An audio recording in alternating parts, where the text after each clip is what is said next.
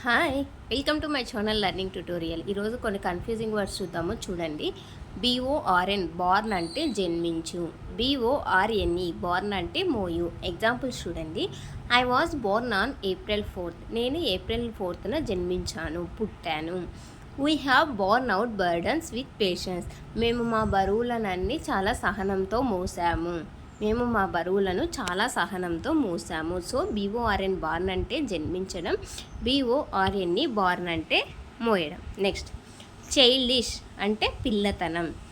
Child like అంటే కల్లా కపటం లేని. You have childish habits. నీకు పిల్ల చేష్టలు ఉన్నాయి. నీకు పిల్ల చేష్టలు ఉన్నాయి.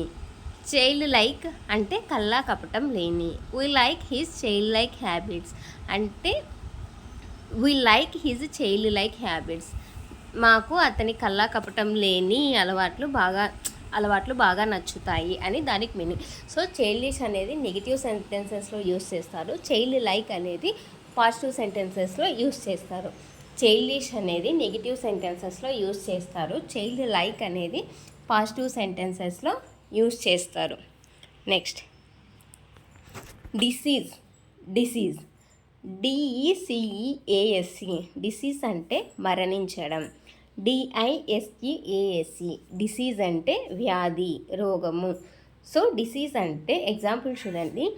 The deceased person has been taken from the hospital.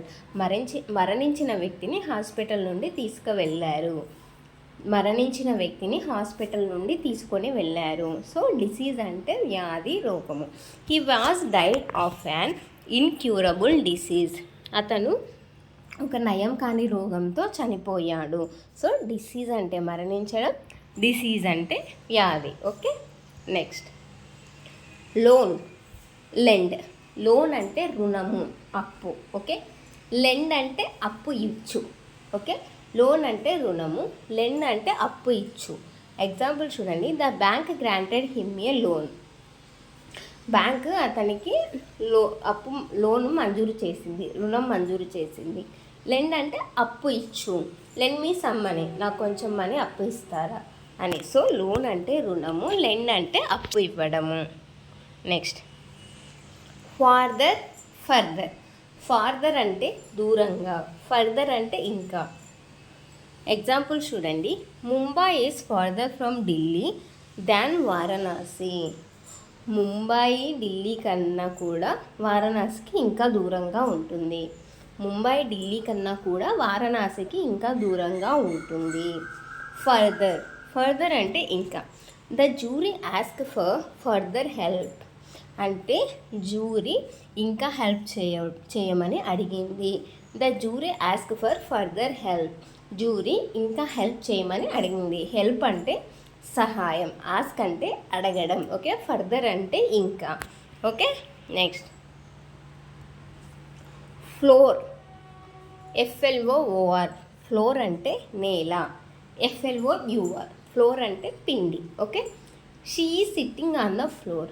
ఆమె నేలపై కూర్చుంది. సో సిట్టింగ్ అంటే కూర్చోవడం, ఫ్లోర్ అంటే నేల, షీ అంటే ఆమె.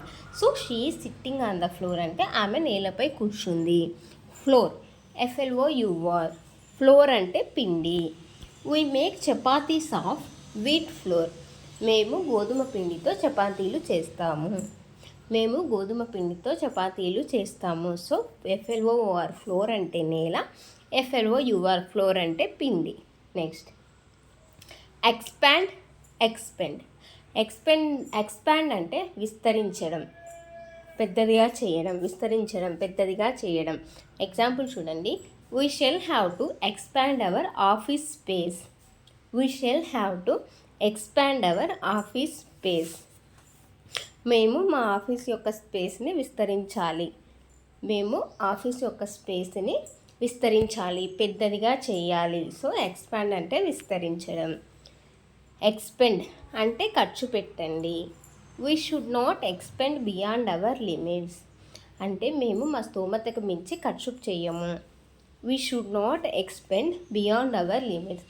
మేము మా స్తోమతకు మించి ఖర్చు చేయము.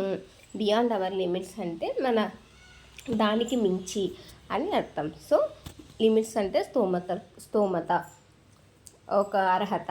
ఓకేనా. సో బియాండ్ అవర్ లిమిట్స్ అంటే we should not expend beyond our limits అంటే మేము మా స్తోమతకు మించి ఎక్కువ ఖర్చు చేయము. Next hair. హెచ్ఏఐఆర్ హెయిర్ అంటే జుట్టు, హెచ్ఈఐఆర్ హెయిర్ అంటే వారసుడు. ఎగ్జాంపుల్ చూడండి, the colour of her hair is black. ఆమె జుట్టు ఒక్క కలర్ వచ్చేసి బ్లాక్గా ఉంటుంది. ఆమె జుట్టు కలర్ బ్లాక్ అని అర్థం. హెచ్ఈఐఆర్ హెయిర్ అంటే వారసుడు. The eldest prince is the heir to the throne. The eldest prince is the heir to the throne అంటే పెద్ద రాజకుమారుడు ఆ సింహాసనానికి వారసుడు.